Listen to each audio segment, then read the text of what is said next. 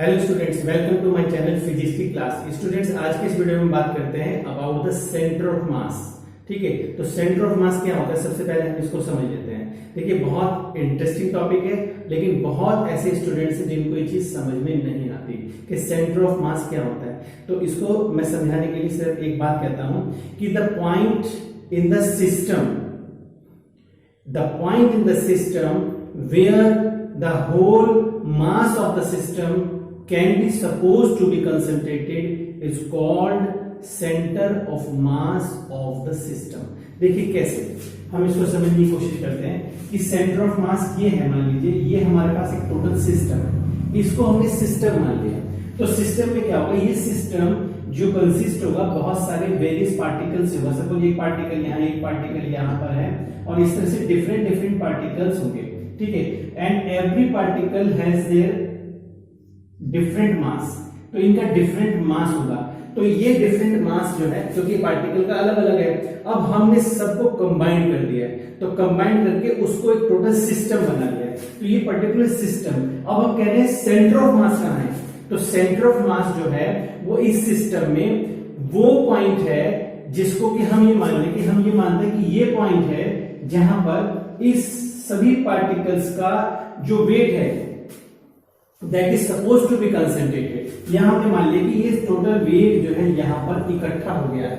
ठीक है, तो उसी चीज को हम बोलेंगे कि can be suppose to be concentrated at a single point. तो this is the point in the system जहां पर वो पूरी बॉडी का पूरे जो बॉडी जिससे बनी हुई डिफरेंट पार्टिकल से उनके मासेस को एक जगह कंसंट्रेटेड मान लिया जाता है कि वो एक जगह इकट्ठा है उनका मास। तो वही हमारा कहलाता है सेंटर ऑफ मास। तो हम कहेंगे द सेंटर ऑफ मास यानी कि the point in the system. The point in the system is O is the point in the system. ये सिस्टम के अंदर पॉइंट है जहां पर whole mass are suppose to be concentrated, जहां पर हमने मान लिया कि यहाँ केंद्रित है, सेंटर्ड है। सेंटर्ड जैसे हमारी पूरी बॉडी में जो नवल है, हम कहते हैं पूरी ताकत हमारी वहीं पर बंधी हुई है। तो इसी चीज को हम बोलेंगे सेंटर ऑफ मास। अब आती है बात इसमें कि to find centre of mass of system of two particles. हमें दो पार्टिकल का सिस्टम ऑफ जो सेंटर ऑफ मास निकालना है। तो हम इसको यहां से हटाते हैं। ऑलरेडी मैंने फिगर को ड्रॉ किया है। यहां देखिए हमारे पास दो पार्टिकल्स हैं ए एंड बी, एंड इन पार्टिकल के जो मासेस है, एक का मास है यहाँ पे m1, दूसरे का मास यहाँ पर है m2। ठीक है, ये एक लाइन है, उस पर ये बने एक लाइन बना रहे हैं। तो अब यहाँ पर हमारा क्या है, ओरिजिन। हमने यहाँ से ओरिजिन मान लिया। तो इसका मास है m1 and distance from the origin is x1 and this is the mass m2। The position is from the origin is x2। अब हम ये चाहते हैं कि कहां पर इसका सेंटर ऑफ मास होगा। तो मैं सीधी सी एक पॉइंट लिख रहा हूं, उससे तुम्हें क्लियर हो जाएगा। जैसे मान लीजिए मैंने लिखा x इक्वल टू, अब देखिए m1 अगर इसका मोमेंटम लेना हो तो अबाउट x एक्सिस क्या होगा, तो m1 का होगा x एक्सिस के अबाउट। तो हम लिखेंगे m1 x1 प्लस दूसरा पार्टिकल क्या है m2, इसका डिस्टेंस है ओरिजिन से x2। अब हम देखते हैं यहाँ पर तो हो जाएगा m2 x2 और टोटल वेट कितना है बॉडी का, वो है डियर स्टूडेंट्स m1 और m2। अब यदि हम ये मान लें कि if the mass of the particle is equal, तो इक्वल मासेस में क्या होगा कि m1 is equal to m2 हम यहाँ पे ले लेंगे। तो जब इसको m1 is equal to m2 लेंगे तो यहाँ पर m हो गया, यानी कि मासेस हमारे इक्वल हो गए। तो आप देखिए x is equal to m1 यानी कि mx plus x1 m x2 divided by m plus m। तो x इज इक्वल टू क्या हो गया, m कॉमन आ जाएगा, ये हो गया x1 plus x2 divided by 2m। तो अब m से m कैंसिल हो गया। तो डियर स्टूडेंट्स, अब देखिए जब m से m कैंसिल हो गया तो हमारे पास रिजल्ट क्या बचा, रिजल्ट बचा x is equal to x1 plus x2 upon 2।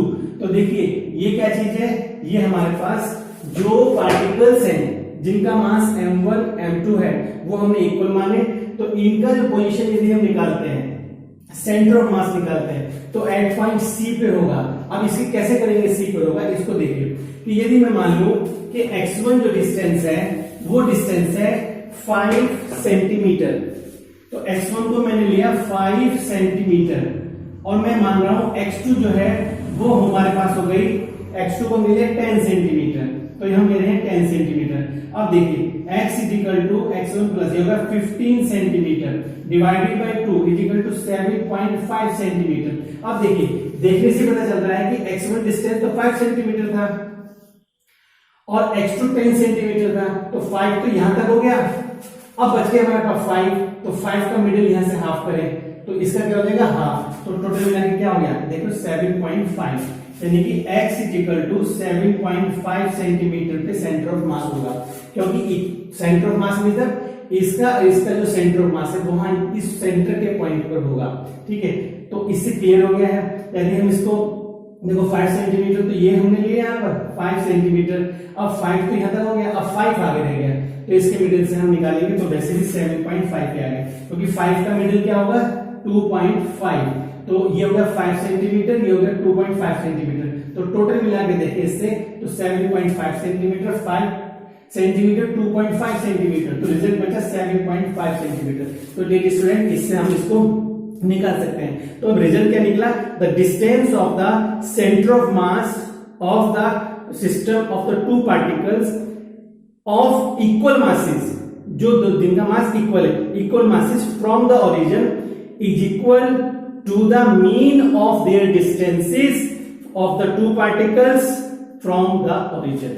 तो देखिए मीन हो गया x1 plus x2 divided by the 2, तो ये हमने इससे निकाल लिया। अब मैं जरा इसको यहां से हटा देता हूं, अब इसी बात को हम आगे बढ़ाते हैं। यहाँ पर देखिए अब हमारे पास क्या है, मैंने ऑलरेडी यहाँ फिगर ड्रॉ की। Suppose we have the two particles A and B and the positions of this particle A is R1 position vector, R2 is position vector and R is the position of the center of this line AB। तो अगर हम इसका result निकालें तो हम इसका result निकालने के लिए क्या करेंगे, क्योंकि हमने क्या करना है इसमें, हम निकालेंगे कैपिटल R।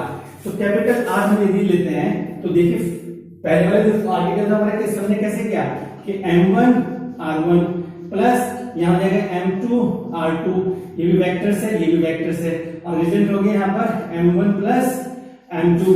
अब देखिए अगर इक्वल मासेस हैं तो M R1 plus M R2 and divided by वही हो गया 2M, और अगेन हम इसको निकाल लें तो ये क्या हो जाएगा हमारे पास M, तो यहां निकालेंगे R1 प्लस R2, क्योंकि M से M इसका कॉमन से कैंसिल हो जाएगा, तो R1 plus R2 divided by the 2।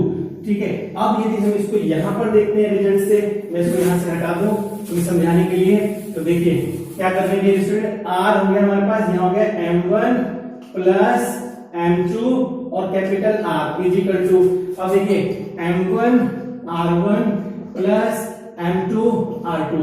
तो जरा देखना डियर स्टूडेंट्स कि यदि हम इसका product of the total mass, the product of the total mass of the system and R is the position vector is equal to the product of the individual product of the M1 R1 and sum of M2 R2, यानी कि जो individual M1 R1 है, जो इनका individual product है, उन दोनों का सम यदि करते हैं तो हमें ये रिजल्ट मिलता है R equal to R1 plus R2/2। बिल्कुल उसी तरह से होगा जैसे हमारे पास इस आर्टिकल में हुआ है।